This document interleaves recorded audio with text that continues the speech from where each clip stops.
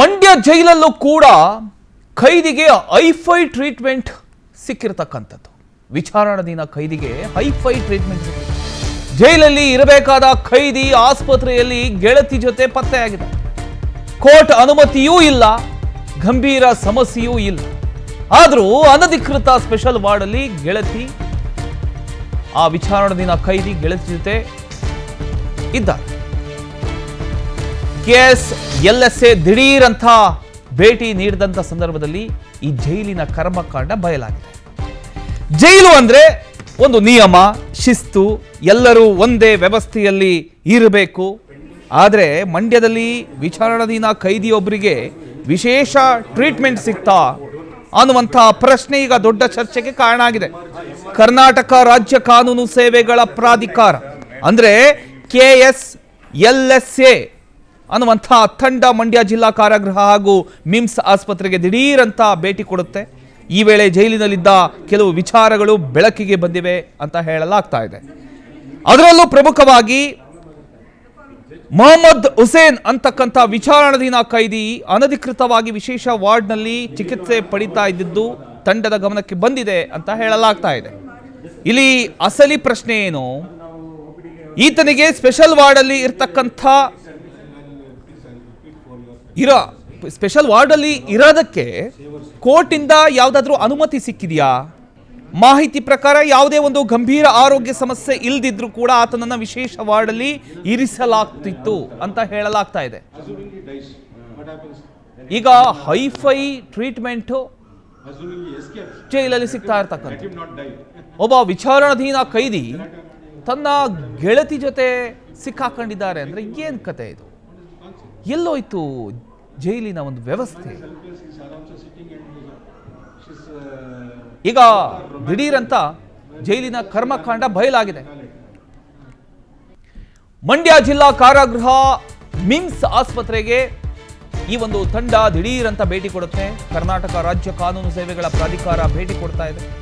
KSLSA ಭೇಟಿ ವೇಳೆ ವಿಚಾರಣಾಧೀನ ಖೈದಿ Mohammed Hussain lock ಆಗಿದ್ದಾರೆ.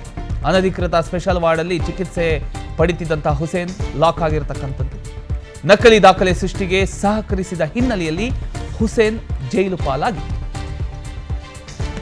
ಯಾವುದೇ ಗಂಭೀರ ಆರೋಗ್ಯ ಸಮಸ್ಯೆ ಇಲ್ಲದಿದ್ರೂ ಕೂಡ ಆತನನ್ನ ವಿಶೇಷ ವಾರ್ಡ್ ಅಲ್ಲಿ ಇರಿಸಲಾಗಿತ್ತು. ಅಂದ್ರೆ ಜೈಲಿನಲ್ಲಿ ಇರಬೇಕಾದ ವಿಚಾರಣಾಧೀನ ಖೈದಿ ಅನಧಿಕೃತ ಸ್ಪೆಷಲ್ ವಾರ್ಡ್, ಅದರಲ್ಲೂ ಜೊತೆಯಲ್ಲಿ ಗೆಳತಿ. ಹಾಗಾದ್ರೆ ಜೈಲಿನೊಳಗಡೆ ಈ ಎಲ್ಲಾ ವ್ಯವಸ್ಥೆ ಹೇಗೆ ಸಾಧ್ಯ ಆಯಿತು ಅಂತ ಇದೀಗ ಇದೇ ವಿಚಾರಕ್ಕೆ ಸಂಬಂಧಪಟ್ಟ ಹಾಗೆ ತನಿಖೆ ಹಾಗೂ ಪರಿಶೀಲನೆ ಕೂಡ ನಡೀತಾ ಇದೆ. ಅಷ್ಟಕ್ಕೂ ಈ ಮೊಹಮ್ಮದ್ ಹುಸೇನ್ ಯಾರು ಅನ್ನೋದನ್ನ ನೋಡಿದ್ರೆ ಈತನ ವಿರುದ್ಧ ಸಾಮಾನ್ಯ ಪ್ರಕರಣವಲ್ಲ, ಗಂಭೀರ ಆರೋಪಗಳ ಮೇಲೆ ಕೇಸ್ ದಾಖಲಾಗಿದೆ. ಶ್ರೀರಂಗಪಟ್ಟಣದ ADLRA ಕಚೇರಿಯಲ್ಲಿ ಅಕ್ರಮ ಪ್ರವೇಶ ಮಾಡಿದ್ದ ಆರೋಪ ಈತನ ಮೇಲಿದೆ. ಸರ್ಕಾರಿ ತಂತ್ರಾಂಶದಲ್ಲಿ ಆಧಾರ್ ಬಂದ್ ದಾಖಲೆಗಳ ಡಿಜಿಟಲೀಕರಣ ಹಾಗೂ ನಕಲಿ ದಾಖಲೆ ಸೃಷ್ಟಿಗೆ ಸಹಕರಿಸಿದ್ದಾನೆ ಅನ್ನುವಂಥ ಆರೋಪಗಳ ಹಿನ್ನೆಲೆಯಲ್ಲಿ ಲೋಕಾಯುಕ್ತ ದಾಳಿಯನ್ನ ನಡೆಸಿತ್ತು. ಇದ್ರ ಬಗ್ಗೆ ಇನ್ನಷ್ಟು ಡೀಟೇಲ್ಸ್ ಕೊಡ್ತಾರೆ ನಮ್ಮ ಪ್ರತಿನಿಧಿ ರವಿ ಲಾಲಿಪಾಳ್ಯ. ರವಿ, ಏನಿದು ಸಮಸ್ಯೆ ಜೈಲಲ್ಲಿ ಅಂತ? ಆ ಖೈದಿಗೆ ಸ್ಪೆಷಲ್ ವಾರ್ಡ್ ನೀಡಿದ್ಯಾಕೆ? ಸ್ಪೆಷಲ್ ವಾರ್ಡಿಗೆ ಕೋರ್ಟ್ ಅನುಮತಿ ಇರ್ಲಿಲ್ವಾ? ಖೈದಿ ಜೊತೆ ಗೆಳತಿ ಇದ್ದಿದ್ದು ಹೇಗ್ ಗೊತ್ತಾಯ್ತು ಅಂತ? ಮೊದಲನೇದಾಗಿ ಇದು ಜುಲೈ 2ರಂದು ಪ್ರಕರಣ ದಾಖಲಿರ್ತಕ್ಕಂಥದ್ದು. ಇದು ಅಂದ್ರೆ ಏನು, ಶ್ರೀರಂಗಪಟ್ಟಣದಲ್ಲಿರ್ತಕ್ಕಂಥ ಸಹಾಯಕ ಭೂ ದಾಖಲೆಗಳ ನಿರ್ದೇಶಕರ ಕಚೇರಿನಲ್ಲಿ ಇಷ್ಟೊಂದು ಅವ್ಯವಹಾರ ನಡೆದಿತ್ತು. ಅಲ್ಲಿ ಮಾಧವಪುರ ಗ್ರಾಮದ ವ್ಯಾಪ್ತಿನಲ್ಲಿ 100 ಎಕರೆ ಸರ್ಕಾರಿ ಭೂಮಿಯನ್ನ ಯಾವುದೇ ಒಂದು ದಾಖಲೆ ಅಂದ್ರೆ ತಿದ್ದುಪಡಿಯನ್ನ ಮಾಡಿ ನಕಲಿಯಾಗಿ ಸೃಷ್ಟಿ ಮಾಡಿ ಬೇರೆ ಖಾಸಗಿ ವ್ಯಕ್ತಿಗೆ ಪರಾಬರಿ ಮಾಡಿದ್ರು. ಹಂಗಾಗಿ ಆ ಟೈಮ್ನಲ್ಲಿ ಲೋಕಾಯುಕ್ತ ದಾಳಿ ಮಾಡಿದಾಗ ಸುಮಾರು 8-10 ಜನ ಅಧಿಕಾರಿಗಳು ಅರೆಸ್ಟ್ ಆಗಿದ್ರು. ಎಲ್ರು ಇದಾಗಿತ್ತು, ಏನೋ ಎಲ್ರು ಜೈಲ್ ಪಾಲಾಗಿದ್ರು. ಅದರಲ್ಲಿ ಮೊಹಮ್ಮದ್ ಹುಸೇನ್ ಅಂತಕ್ಕಂಥವನು ಕೂಡ ಪ್ರಮುಖ ವ್ಯಕ್ತಿ ಆಗಿದ್ದ. ಅಂದ್ರೆ ಈತನ ಅರೆಸ್ಟ್ ಮಾಡಿ ಜೈಲಿಗೆ ಹಾಕಿದ್ರು ಕೂಡ ಈತನಿಗೆ ಯಾವುದೇ ರೀತಿಯಾದ ಗಂಭೀರ ಆರೋಗ್ಯ ಸಮಸ್ಯೆ ಇಲ್ಲ. ಆದ್ರೂ ಕೂಡ ಜೈಲಿನಲ್ಲಿ ವಿಶೇಷವಾದ ಒಂದು ಇದು ಸಿಗ್ತಾ ಇದೆ ಅಂತಕ್ಕಂಥದ್ದು. ಅಂದ್ರೆ ಮಂಡ್ಯ ಮಿಮ್ಸ್ ಆಸ್ಪತ್ರೆಯಲ್ಲಿ ಜೈಲ್ ವಾರ್ಡ್ ಇರ್ತದೆ, ಅಲ್ಲಿ ವಿಶೇಷವಾದ ಸೌಲಭ್ಯ ಸಿಗ್ತಾ ಇದೆ ಅಂತಕ್ಕಂಥ ಒಂದು ಆರೋಪ ಕೇಳಿ ಬಂದ ಹಿನ್ನೆಲೆಯಲ್ಲಿ ಅಧಿಕಾರಿಗಳು ದಾಳಿ ಮಾಡಿದಾಗ ಅದು ಸಾಬೀತಾಗಿರ್ತಕ್ಕಂಥದ್ದು ಸ್ಪಷ್ಟ ಆಗಿದೆ. ಹೀಗಾಗಿ ಹಿಂದೆ ಇರ್ತಕ್ಕಂಥ ಆರೋಪಗಳು ಮತ್ತೆ ಈಗ ಯಾವ ಆಧಾರದ ಮೇಲೆ ಆತನಿಗೆ ವಿಶೇಷವಾದ ಸೌಲಭ್ಯ ಕೊಟ್ಟಿದ್ದೀರಿ ಅನ್ನೋ ನಿಟ್ಟಿನಲ್ಲಿ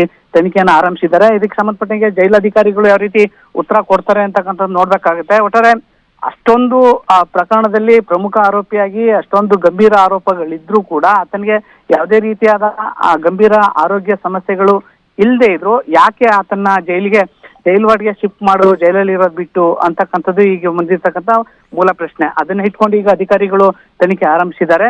ಇದಕ್ಕೆ ಸಂಬಂಧಪಟ್ಟಂಗೆ ಮತ್ತೆ ಪ್ರೋಸೆಸ್ ಯಾವ ರೀತಿ ಆಗುತ್ತೆ, ತನಿಖಾ ಅಥವಾ ಕಾನೂನು ಪ್ರಕ್ರಿಯೆ ಹೆಂಗ್ ನಡೀತದೆ ಅಂತಕ್ಕಂಥದ್ದು ನೋಡ್ಬೇಕಾಗುತ್ತೆ.